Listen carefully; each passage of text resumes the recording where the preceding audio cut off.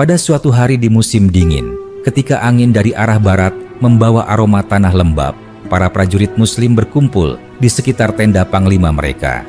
Di luar tembok Yerusalem, kehidupan berjalan dalam ketegangan. Tenda-tenda berderet di padang luas, api unggun menyala, dan suara kuda meringkik bersahut-sahutan. Pasukan Muslim tidak menyerang membabi buta, mereka hanya mengepung dengan sabar. Hari demi hari berlalu, hingga akhirnya perwakilan penduduk kota meminta untuk bertemu.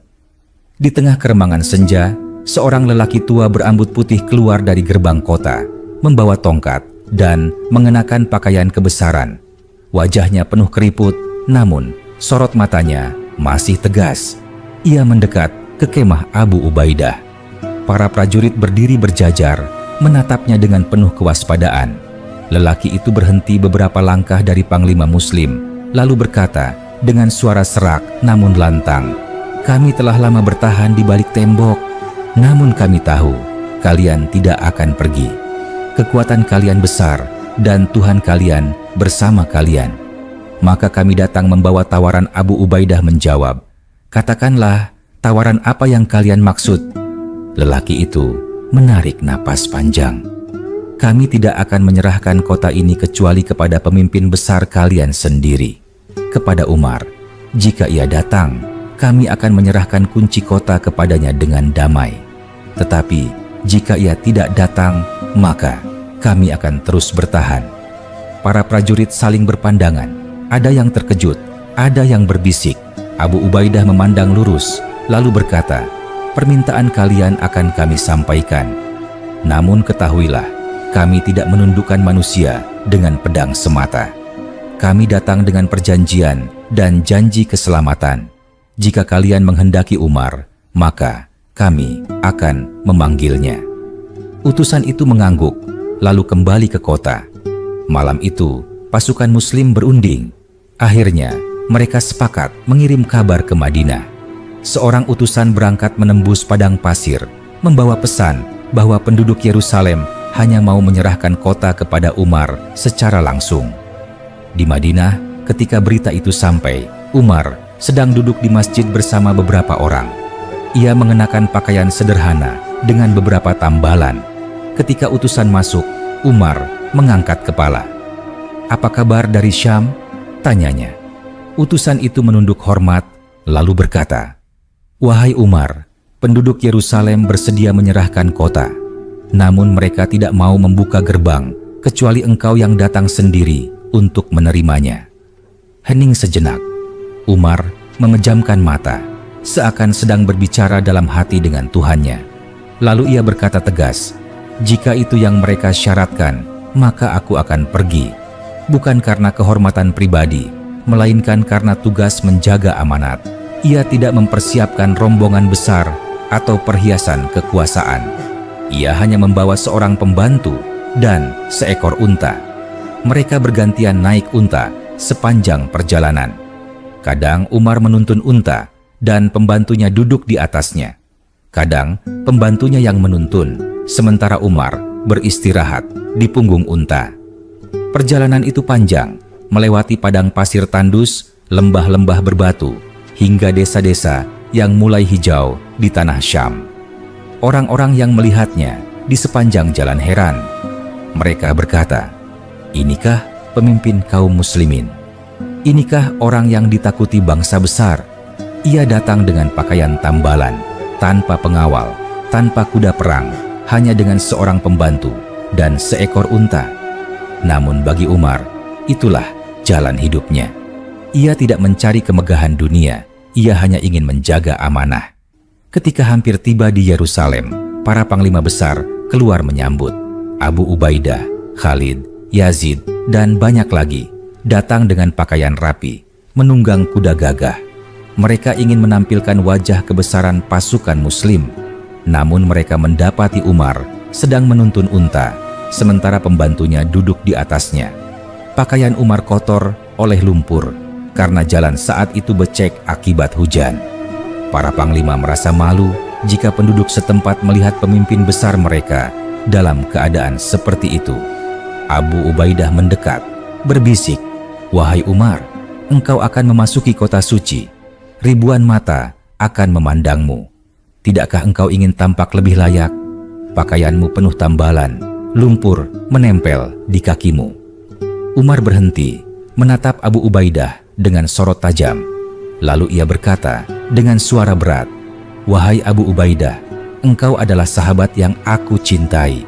Tetapi kata-kata ini nyaris menyesatkanmu. Kita adalah kaum yang dimuliakan Allah dengan Islam. Jika kita mencari kemuliaan selain itu, niscaya Allah akan merendahkan kita." Mendengar itu, Abu Ubaidah menunduk. Ia teringat bahwa kemuliaan bukan pada pakaian atau kendaraan, melainkan pada ketaatan kepada Tuhan. Akhirnya, tibalah saat itu.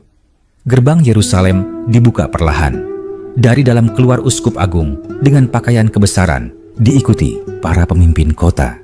Mereka berjalan menuju Umar yang berdiri sederhana di samping untanya. Wajah-wajah mereka penuh rasa ingin tahu.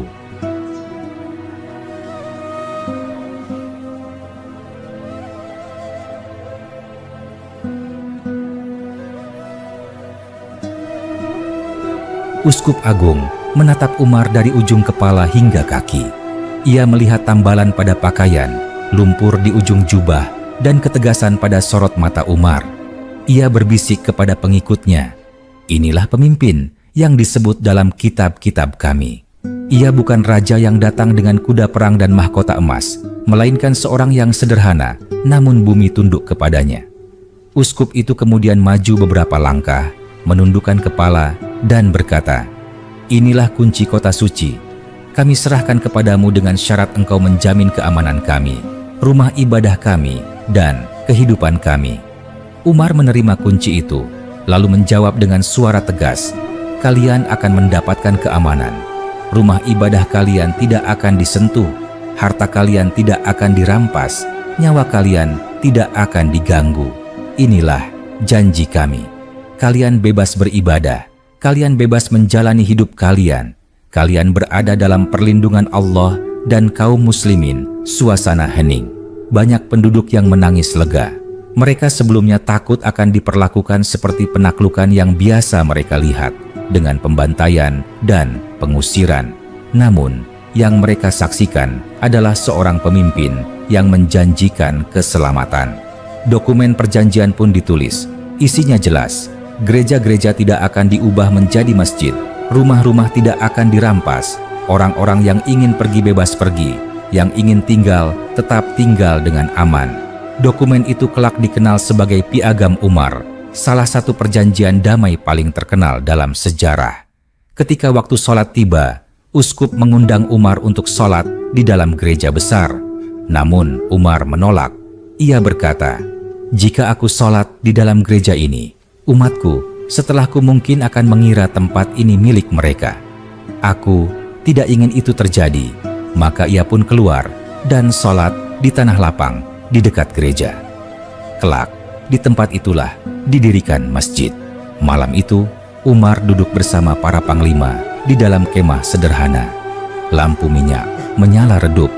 Abu Ubaidah berkata dengan kagum, "Wahai Umar, hari ini engkau menerima penyerahan kota suci tanpa setetes darah pun." Sejarah akan mencatatnya selamanya. Umar menjawab dengan tenang, "Bukan aku yang melakukan ini, melainkan Allah yang mengizinkan. Kita hanyalah hamba-hambanya. Janganlah kalian merasa besar. Ingatlah selalu, kita dimuliakan karena Islam. Jika kita mencari selain itu, kita akan hina." Para prajurit terdiam, lalu mengangguk. Mereka tahu ucapan itu benar. Di dalam kota, malam itu terasa berbeda. Tidak ada jeritan, tidak ada tangisan, hanya keheningan yang damai. Orang-orang tidur dengan perasaan lega, karena mereka tahu besok pagi matahari akan terbit membawa kehidupan baru di bawah pemerintahan yang adil. Beberapa hari kemudian, Umar berjalan menyusuri jalan-jalan Yerusalem. Ia ditemani oleh beberapa panglima dan juga uskup agung. Orang-orang keluar dari rumah mereka, menatap dengan penuh rasa ingin tahu. Ada yang berbisik, "Itulah pemimpin besar itu. Lihatlah, betapa sederhananya anak-anak berlari mengikuti dari kejauhan, sementara perempuan menatap dari balik pintu dengan rasa lega. Seorang penduduk memberanikan diri mendekat, seorang lelaki miskin dengan pakaian lusuh. Ia berkata, "Wahai pemimpin, kami mendengar engkau menjamin keamanan kami. Apakah benar?" Umar menatapnya, lalu menjawab, "Ya, kalian aman. Tidak ada yang boleh menyentuh rumah kalian, anak-anak kalian, atau tempat ibadah kalian. Siapapun yang melanggar janji ini, maka aku sendiri yang akan menegurnya."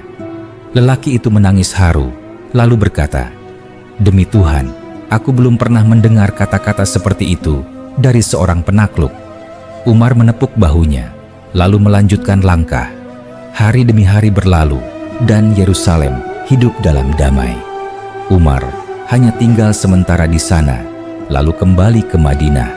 Namun, peristiwa itu meninggalkan jejak yang tak terhapus. Kota yang selama berabad-abad menjadi rebutan, akhirnya jatuh ke tangan Muslim tanpa pertumpahan darah. Dan semua orang tahu itu terjadi karena kerendahan hati seorang pemimpin. Beberapa hari setelah kunci kota diserahkan, Yerusalem berangsur tenang. Penduduk mulai keluar dari rumah mereka dengan rasa hati-hati. Sebagian masih ragu apakah benar mereka aman. Sebagian lain sudah mulai percaya pada janji Umar. Jalan-jalan yang sebelumnya sepi kini mulai dipenuhi anak-anak yang berlari-larian. Para pedagang membuka kios kecil di pasar. Aroma roti panggang dan rempah-rempah kembali memenuhi udara. Umar tidak menempati istana atau rumah besar. Ia memilih tinggal di sebuah tenda sederhana di dekat masjid kecil yang digunakan para prajurit Muslim untuk sholat. Malam-malam, ia duduk di depan api unggun, berbincang dengan para sahabat dan juga penduduk yang ingin menemuinya. Tidak ada jarak antara dirinya dan rakyat. Siapapun bisa datang menyampaikan keluh kesah. Pada suatu pagi, seorang lelaki tua dari kalangan penduduk Yerusalem datang menemuinya.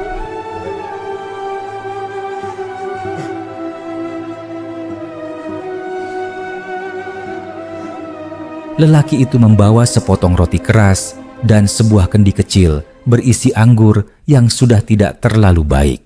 Ia mendekat dengan gugup. Umar menyapanya, "Apa yang engkau bawa, wahai bapak tua?" Lelaki itu menjawab dengan suara terbata, "Aku tidak punya apa-apa yang pantas dijadikan hadiah. Hanya ini, aku ingin menunjukkan rasa terima kasihku karena engkau telah melindungi kami." Umar tersenyum tipis. Ia mengambil roti itu, mencicipinya meski keras, lalu berkata, "Hadiah ini lebih berharga daripada emas, karena engkau memberikannya dari hati yang ikhlas. Jangan khawatir tentang keamananmu. Engkau dan keluargamu dalam lindungan Allah." Lelaki itu menunduk, matanya berkaca-kaca. "Selama hidupku, aku sudah melihat banyak penguasa. Tapi belum pernah aku melihat seorang pemimpin besar mau memakan roti keras dari tangan seorang miskin." Ia pun pergi dengan hati lega. Di hari lain, seorang pendeta datang menemui Umar. Ia membawa gulungan perkamen, lalu berkata, "Wahai Umar, di dalam kota ini ada banyak rumah ibadah. Kami takut suatu saat kaum muslimin akan mengambilnya dan mengubahnya menjadi milik mereka." Umar mengangkat tangannya. "Tidak, rumah ibadah kalian tetap untuk kalian. Tidak seorang pun boleh mengganggu. Aku sudah menulis perjanjian yang jelas. Jika ada yang melanggar, laporkan langsung kepadaku." Pendeta itu menatapnya lama, lalu berucap, "Kami sudah lama berada di bawah penguasa yang memeras kami. Kini engkau datang dengan janji keamanan. Mungkin inilah keadilan yang sebenarnya." Beberapa panglima yang mendengar percakapan itu saling pandang. Mereka terbiasa melihat kemenangan dirayakan dengan rampasan, tetapi Umar memilih jalan yang berbeda. Suatu sore, Umar berjalan bersama Abu Ubaidah menyusuri jalanan kota. Mereka melewati pasar, melihat pedagang menjual buah-buahan, sayur, kain, dan barang-barang kecil. Umar berhenti di depan seorang anak kecil yang menjual buah anggur dengan keranjang anyaman. "Berapa harga satu ikat anggur ini?" tanya Umar. Anak itu menjawab, "1 keping kecil perak, tuanku." Umar tersenyum. "Aku bukan tuanmu. Aku hanya saudaramu." Aku beli 2 ikat. Anak itu terkejut, lalu menyerahkan anggur dengan tangan bergetar. Umar membayarnya tanpa menawar, kemudian berkata, "Jangan pernah takut. Pasar ini harus menjadi tempat yang aman bagi semua orang." Abu Ubaidah berkata lirih, "Engkau memperlakukan mereka seperti saudara, padahal kita adalah penguasa baru di sini." Umar menjawab, "Justru karena itu, jika kita ingin mereka menghormati kita, maka kita harus berlaku adil. Jangan sekali-kali kita berbuat zalim, karena itu akan menghancurkan kita sendiri." Hari-hari berlalu, dan rasa percaya penduduk semakin besar. Anak-anak Yahudi bermain di jalan bersama anak-anak Muslim. Para pendeta Kristen bisa masuk dan keluar gereja mereka tanpa gangguan. Orang-orang Yahudi yang sebelumnya dilarang memasuki kota oleh kekuasaan lama, kini mulai kembali karena Umar mengizinkan mereka tinggal dengan damai. Suatu malam, ketika bulan purnama menggantung di langit, Umar duduk sendirian di dekat tembok kota.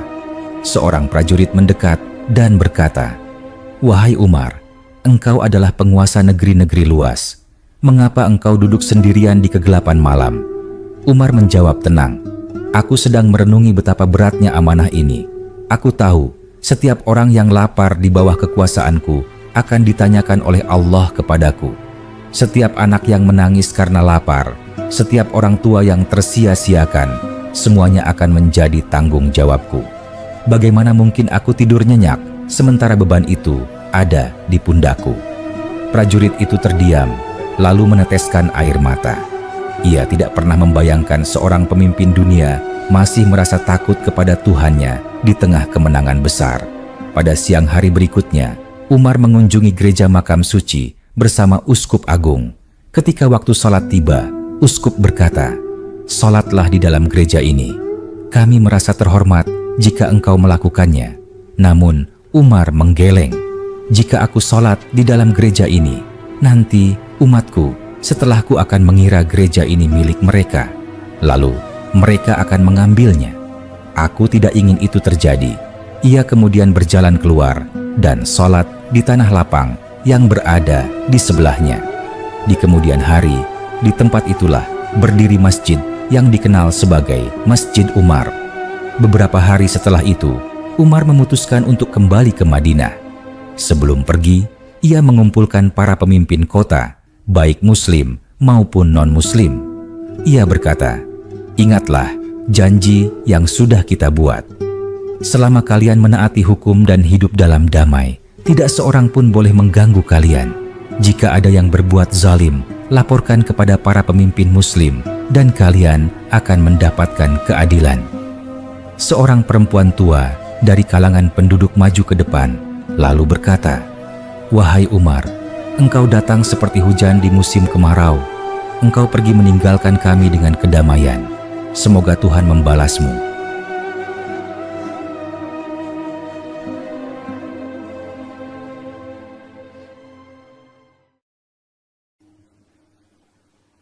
Umar tersenyum tipis, lalu naik ke untanya. Ia melambaikan tangan kepada penduduk, kemudian perlahan-lahan meninggalkan kota. Penduduk Yerusalem berdiri di pinggir jalan, menatapnya hingga sosoknya hilang di kejauhan. Mereka tahu hari itu adalah hari yang tidak akan pernah mereka lupakan. Hari ketika kota mereka jatuh ke tangan seorang pemimpin yang bukan hanya penakluk, tetapi juga pelindung. Dan sejak saat itu, Yerusalem memasuki babak baru dalam sejarah panjangnya. Setelah Umar meninggalkan Yerusalem, kota itu tetap berada dalam pengawasan para panglima Muslim. Abu Ubaidah menetap beberapa waktu untuk memastikan segala sesuatu berjalan sesuai dengan perjanjian. Penduduk kota, baik yang beragama Kristen maupun Yahudi, menjalani hidup mereka dengan hati yang lebih tenang. Di sebuah pagi, pasar Yerusalem dipenuhi suara riuh pedagang. Seorang pedagang Kristen tua menjajakan minyak zaitun dalam kendi-kendi tanah liat. Di sebelahnya, seorang pedagang Muslim menjual kurma. Mereka berdua saling sapa dengan ramah. "Bagaimana jualanmu hari ini?" tanya pedagang Muslim. Pedagang Kristen itu tersenyum. "Lebih baik daripada kemarin." Orang-orang mulai berani keluar rumah. Mereka percaya tidak akan ada yang mengganggu pedagang Muslim mengangguk. Itu semua karena perjanjian yang Umar buat. Ia menegaskan bahwa kalian aman. Kami pun tahu jika ada yang melanggar, ia akan langsung diadili. Seorang anak kecil mendekat, membawa beberapa koin tembaga. Ia membeli sebotol kecil minyak zaitun. Pedagang Kristen itu memberinya tambahan sedikit minyak sambil berkata, "Ambillah, nak, anggap saja ini hadiah." Anak itu tersenyum lebar, lalu berlari pergi. Di sisi lain kota, seorang perempuan Yahudi membawa keranjang berisi sayuran. Ia berjalan melewati sekelompok prajurit Muslim yang sedang beristirahat. Perempuan itu berhenti sejenak, lalu memberanikan diri bertanya, "Apakah benar kami diizinkan tinggal di kota ini tanpa diusir?" Salah seorang prajurit menjawab lembut, "Benar. Umar telah mengizinkan kaum Yahudi untuk kembali ke kota ini. Tidak seorang pun boleh mengganggu kalian.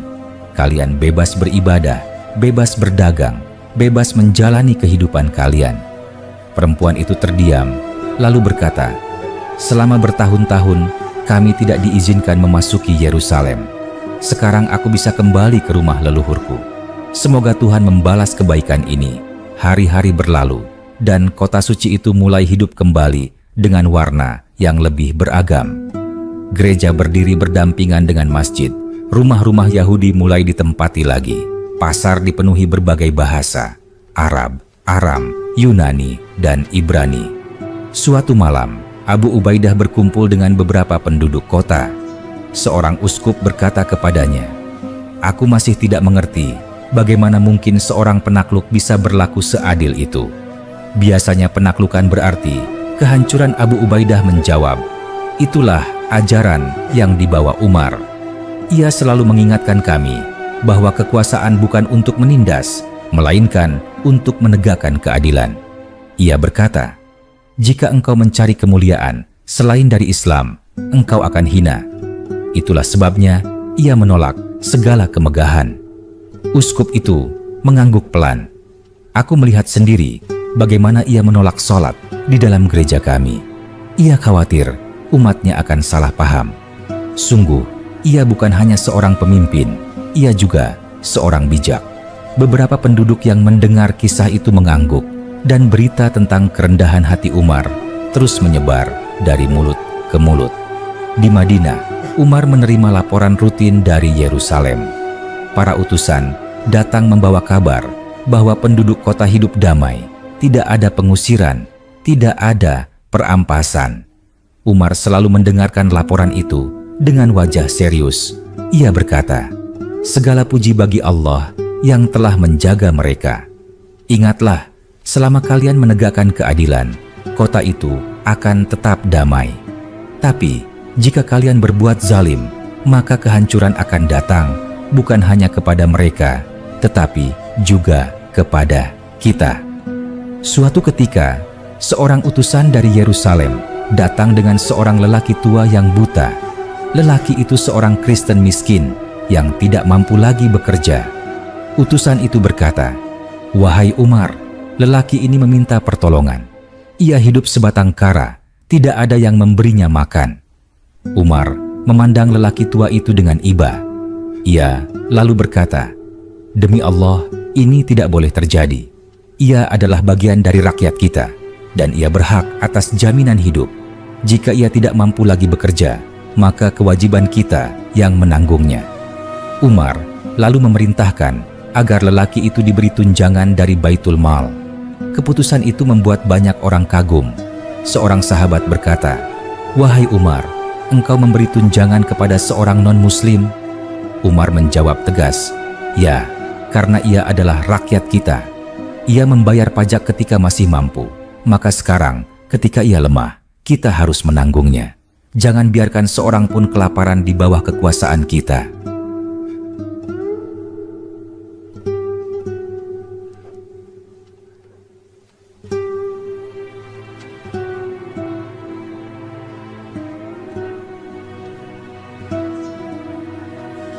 Kabar itu menyebar luas hingga ke Yerusalem. Banyak penduduk menangis haru mendengar bahwa pemimpin Muslim di Madinah memikirkan nasib seorang lelaki miskin non-Muslim di kota mereka. Hal itu membuat rasa percaya semakin kuat. Di Yerusalem sendiri, hubungan antar umat berkembang semakin baik. Di pasar, orang-orang saling membantu. Di jalan, anak-anak Muslim dan Kristen bermain bersama. Sesekali terjadi perselisihan kecil, seperti antara pedagang yang berebut tempat atau anak-anak yang bertengkar. Namun, setiap kali hal itu terjadi, para pemimpin Muslim segera turun tangan menengahi. Pada suatu siang, seorang pedagang Muslim dan pedagang Kristen berselisih tentang harga sewa lapak di pasar. Mereka berdebat keras hingga hampir terjadi perkelahian. Seorang pejabat Muslim datang, lalu berkata, "Mari kita selesaikan di depan hakim." Mereka pun pergi ke pengadilan. Hakim mendengarkan keduanya dengan sabar. Setelah itu, ia memutuskan dengan adil. Pedagang Kristen tetap berhak menempati lapak itu karena ia sudah lebih dulu membayar sewa. Pedagang Muslim harus mencari lapak lain. Pedagang Muslim itu marah. "Mengapa engkau berpihak kepada orang Kristen?" Hakim menjawab tegas, "Aku tidak berpihak pada siapapun. Aku hanya berpihak pada kebenaran. Dan hari ini, kebenaran ada di pihaknya." Pedagang Kristen itu tertegun. Ia menatap hakim itu lama, lalu berkata, "Aku tidak pernah menyangka bahwa seorang hakim Muslim akan memutuskan melawan saudara seagamanya demi membela aku. Sungguh inilah keadilan yang sejati." Kisah-kisah seperti itu terus tumbuh, memperkuat keyakinan penduduk bahwa pemerintahan Muslim di bawah Umar membawa suasana yang berbeda. Tidak ada lagi rasa takut akan pengusiran massal, tidak ada lagi pembakaran rumah ibadah, tidak ada lagi pajak mencekik yang membunuh jiwa. Bertahun-tahun kemudian, ketika orang-orang menceritakan tentang penaklukan Yerusalem, mereka tidak menyebutnya sebagai penaklukan berdarah. Mereka menyebutnya sebagai penyerahan damai yang membawa keadilan. Dan di pusat cerita itu, nama Umar selalu disebut dengan penuh hormat sebagai pemimpin yang datang dengan kesederhanaan, tetapi meninggalkan warisan besar berupa kedamaian. Waktu berlalu, musim demi musim datang silih berganti. Yerusalem tetap berdiri sebagai kota yang suci bagi banyak umat, tetapi kali ini suasana berbeda. Di bawah naungan janji yang Umar berikan, kota itu tidak lagi menjadi ladang darah setiap kali kekuasaan berganti. Sebaliknya, ia menjadi tempat di mana manusia dari berbagai keyakinan bisa bernafas lebih lega. Pada suatu hari Minggu, lonceng-lonceng gereja berbunyi nyaring. Suara itu menggema hingga ke lorong-lorong sempit dan pasar-pasar kecil. Para jemaat Kristen berjalan berkelompok menuju gereja besar mereka, mengenakan pakaian terbaik. Para prajurit Muslim yang sedang berpatroli hanya berdiri di kejauhan, tidak ada yang mengganggu. Bahkan, beberapa dari mereka membantu menyingkirkan kerikil di jalan agar para jemaat bisa berjalan dengan nyaman. Seorang pendeta yang sedang memimpin barisan jemaat berhenti sejenak, lalu menatap prajurit Muslim itu. Ia berkata, "Dulu kami sering khawatir kalau ibadah kami terganggu. Sekarang aku melihat kalian malah menjaga kami. Apakah ini sungguh diperintahkan oleh pemimpin kalian?" Seorang prajurit menjawab, "Ya, Umar sudah berpesan, setiap rumah ibadah harus dihormati. Siapapun yang merusaknya akan dianggap berkhianat pada perjanjian. Kami hanya menjalankan apa yang diwasiatkan pendeta itu, mengangguk dalam diam, lalu melanjutkan langkahnya." Jemaat yang mendengar percakapan itu merasa semakin tenang. Beberapa hari kemudian, giliran komunitas Yahudi yang merayakan hari raya mereka. Di sebuah rumah, keluarga Yahudi menyalakan lilin-lilin kecil, menghidangkan roti tanpa ragi, dan bernyanyi dengan bahasa kuno. Anak-anak berlarian di halaman rumah, membawa lampu minyak kecil. Tetangga mereka yang Muslim datang mengetuk pintu, membawa sekeranjang kurma. Sang ayah rumah membuka pintu dengan heran. "Untuk apa ini?" tanyanya. Tetangga Muslim itu tersenyum. Kami dengar, hari ini kalian merayakan hari besar. Ini hadiah kecil dari kami. Semoga menambah kebahagiaan kalian. Keluarga Yahudi itu tertegun. Sang ibu meneteskan air mata. Ia berkata, kami dulu tidak bisa merayakan hari ini dengan bebas. Tapi sekarang kami melakukannya tanpa takut. Sungguh ini keajaiban.